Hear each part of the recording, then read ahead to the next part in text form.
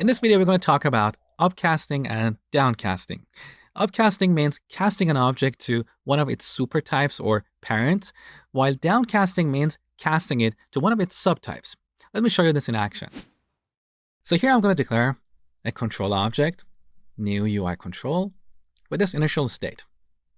Now, let's declare a public static void method called show and give it a parameter of type UI control. In this method, we just want to print this object on the console. So print control. And finally, let's call this method and give it our control object. When we run our program, we see what the toString method returns. Beautiful. Now, what if instead of this control object, we pass a text box object to our show method? So I'm going to declare a text box, new text box, and pass it here. This code is perfectly valid because this text box object inherits all the members of the control object. So every text box object is also a control object. That's why we say inheritance represents an is-a relationship. A text box is a control. So we pass this text box object here, and this object gets automatically cast to UI control. This is what we call upcasting. So this object is getting cast to its parent. We could also change the parameter type to object. And once again, we have upcasting because every text box is also an object. Now, let me revert this back here. Let's run the program and see what we get. This time we see an empty string. Why? Because earlier in our text box class, we overrode the toString method. So we changed the default implementation of this method. And here we're returning the text inside our text box. So back to our main class, at runtime, we're passing a text box object. So when line 12 gets executed, the toString method of the text box gets executed. Because at runtime, we're dealing with a text box object. Okay? Now here's the interesting part. Even though at runtime, we're passing a text box object here, at compile time, when we are coding this method, we don't have access to any of the methods in our text box. So if we type control dot, we only see the members of the control class. Now, what if we want to work with one of the methods of the text box class? Well, we need to explicitly cast this control to text box. So we prefix it with text box and store the result in this variable. Now, we can access all the methods declared in the text box class.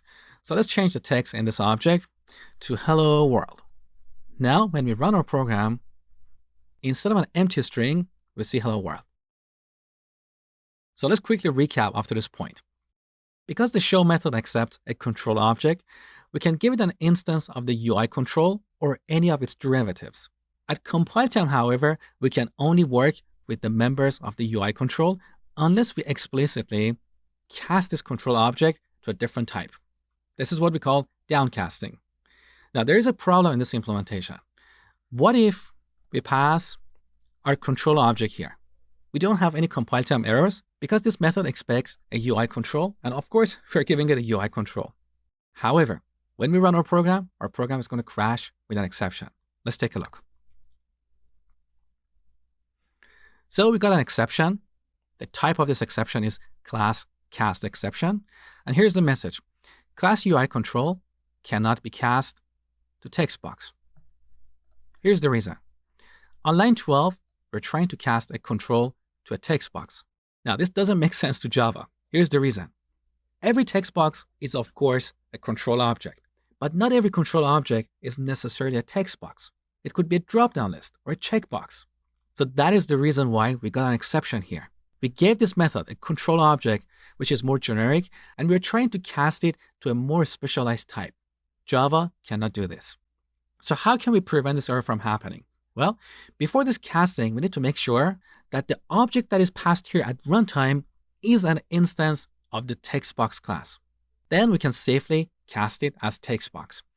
So here we can type an if statement like this. If control is an instance of text box, so this is the instance of operator, and this expression will return true if the object that we pass here at runtime is an instance of the text box class.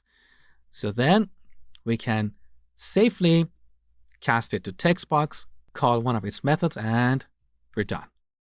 So this is all about upcasting and downcasting. Next, we're going to talk about comparing objects.